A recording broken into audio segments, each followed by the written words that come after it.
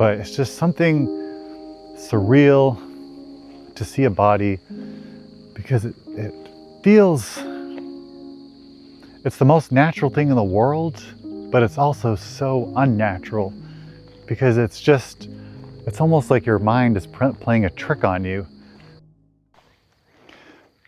I was going to high school in this small little town in mid-coast Maine, and when I was maybe like 15 or 16, I apprenticed at the local funeral home. And I guess I really kind of was a little bit of a weird kid, but then again, I think I've always been weird. I was also taking an EMT course at the time, and I was pretty sure I was the youngest member of the rescue squad for the town that I was living in. So I was kind of had this unique perspective, because I was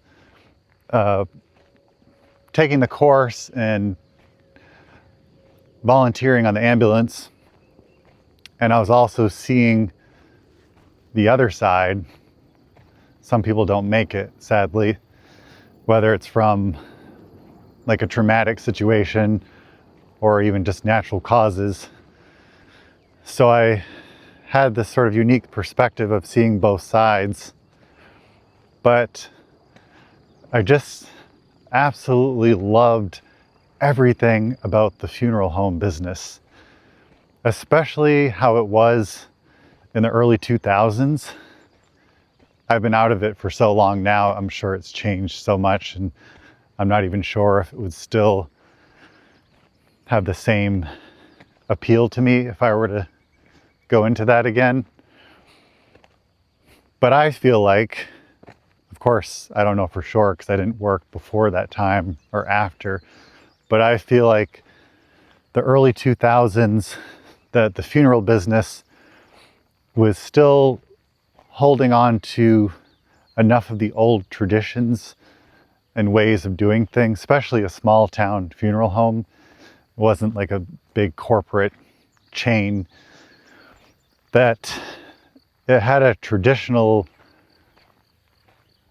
old-fashioned family business kind of feel about it.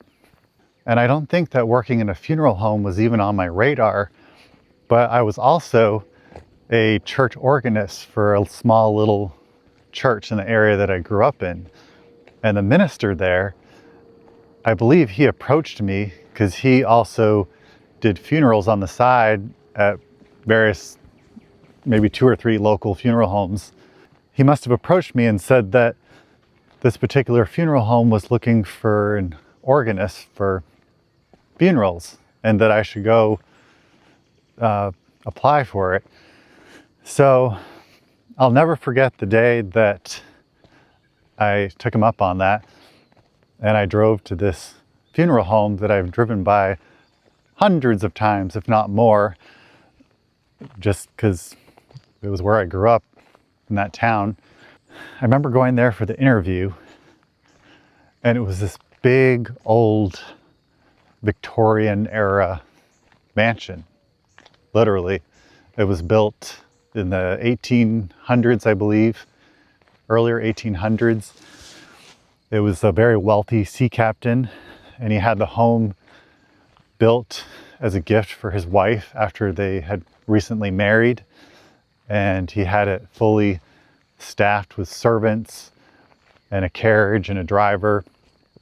And I believe most of the time he was out to sea, probably weeks, maybe even months at a time sometimes. But at the time, they were a very influential family in this town. And I think they spared no expense building the house. It was floor to ceiling, rich mahogany,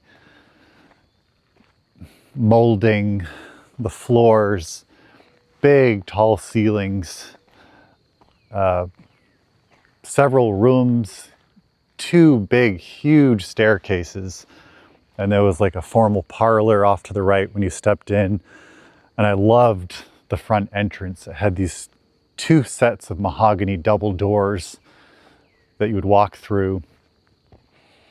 And I remember walking through those, And my interview took place, you walk through those double doors and then you took a left to like the actual funeral parlor room where the casket was on display. And I remember the funeral director meeting me. He lived there with his wife, and they were kind of like getting much closer to retirement age. Their kids had already grown and left the house a while ago. So he was a really funny guy. He had a sense of humor. And I remember sitting down on the organ bench, and literally next to me, there was a dead body on display in a casket, just laying there with its, very like at peace. I think it was a woman. And that was just so surreal because I've never had encountered, very rarely had I encountered someone that was dead. I think maybe when I was little, I had gone to a funeral for someone that I knew, but that was about it, maybe just once. But it's just something surreal to see a body, because it feels, it's the most natural thing in the world, but it's also so unnatural, because it's almost like your mind is playing a trick on you. It's just weird to see someone that looks like they're sleeping almost, but you know that they're not just sleeping, because there's absolutely zero movement of the chest going up and down. It's just, they're totally still. So I'm having this interview with this dead body near me, and it's related all basically to getting a job to play for funerals. So I got the job, and I did start playing for funerals. I would get all dressed up in my suit, kind of the same way I would for church. And but I'm not gonna lie, there was a part of me that had like a morbid curiosity about it all. And I promise it wasn't like in some like sick and twisted kind of way. I think I was just really drawn to the business on every level, because playing there for organs and interacting with the funeral director and his wife, they were really nice people, and seeing how funerals, how they're conducted and how it is when he has to meet with the family and everything. I just kind of wanted to learn all about it. And I know it was kind of unusual for me to get into it, because I think most people that get into the funeral business are usually born into it, but I wasn't. I just kind of had my foot in the door because of the organ thing. But I'm pretty sure I remember asking the funeral director one day if he would maybe be willing to take me on as an apprentice. And he did. And still to this day, it was like one of the best experiences that I'll never forget. And I'm so grateful for that. It ultimately led me to at least attempting to go to funeral school outside of Boston, but I didn't finish, but that's a whole other story. I can get into another time. But yeah, I just loved everything about it. The funeral director and his wife totally took me under their wing.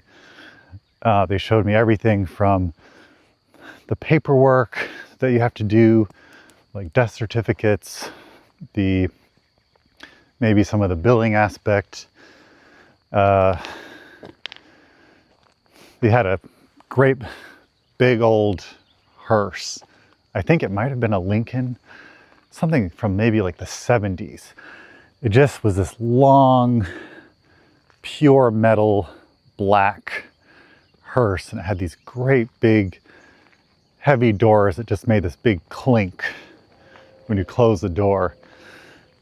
They don't make cars like that anymore, sadly. But this thing was like a boat. And I did get to drive it because I had my license at the time. And yeah, it was this big long hearse, and I thought it was kind of cool to drive it down the road. And you definitely got some weird looks, I think, sometimes from people, just because it's just, I guess, kind of a serious thing when you see a hearse traveling down the road, because you kind of usually know what that's associated with. And yeah, he showed me the cremation center that he would go to that was like maybe an hour or two away, and I got to learn about that process. Several things. I guess I have so much more that I want to say about my experience there. I suppose I just want to see how much interest there is in this topic. For me, it's endlessly interesting, and I love tradition. I love old cemeteries. The older, the better. So I'm curious if you guys have an affinity for tradition yourselves and the old world, and maybe even specifically the funeral business. If maybe you've worked in it yourself, or you do work in it, or you have questions about it. But I would absolutely love to hear from you in the comments. So anyways, I will leave you with this for now, and let me know if you want me to dive further.